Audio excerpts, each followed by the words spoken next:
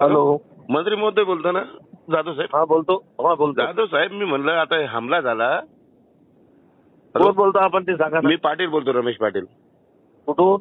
संभाजीनगर. हा बोला. म्हणलं हमला झाला, मग आता हमला कधी करणार आपण पाकिस्तानवर?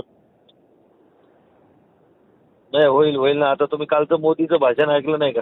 भाषणाने होत नाही हो साहेब.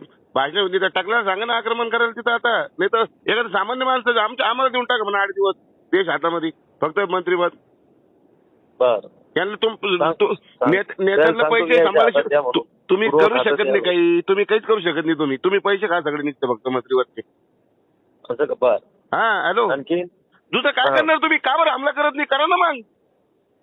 मंत्री तुम्ही सांगत ना, निरोप द्या माझा अमित शहाला. बर, निरोप देतो तुमचा. बिलकुल द्या, बिलकुल द्या. आणि हमला झाला पाहिजे. होईल. गांडूचा देश शिवाजी महाराज जरा हमला इतका सोपा विषय नाही. सगळा विचार करून, सगळी तयारी करून हे करायला लागते. त्यांनी महाराज कुंकू पुसायचे. अरे ऐका ना, तुम्हाला जितका राग आहे तितकाच आम्हाला बी येतो. आम्ही बी कट्टर शिवसैनिक आहे बाळासाहेबांचे, समजलं का? शिवसैनिक? मी शिवसैनिक, मी देशभक्त. अरे देशभक्त, मी देशभक्त. काय गल्लीतलं भांडण आहे का? कोणत्या गल्लीचं? अरे त्या पाकिस्तानजवळ बी अण्वस्त्र आहे. मग उद्या जर त्यानं भारतावर टाकलं तर पुन्हा इकडचे लोक मेले, लोक काय म्हणतील? अरे एक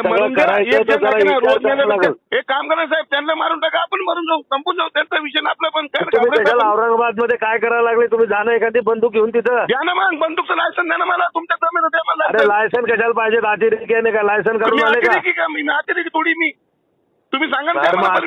अतिरेकीच व्हायला लागेल. द्या ना मग. तुम्ही करा ना मग. तुमच्या हातात सत्ता आहे ना. होईल. हा तेच मग. तुम्ही मला कसं म्हणलं तुम्ही बंदूक घेऊन जा.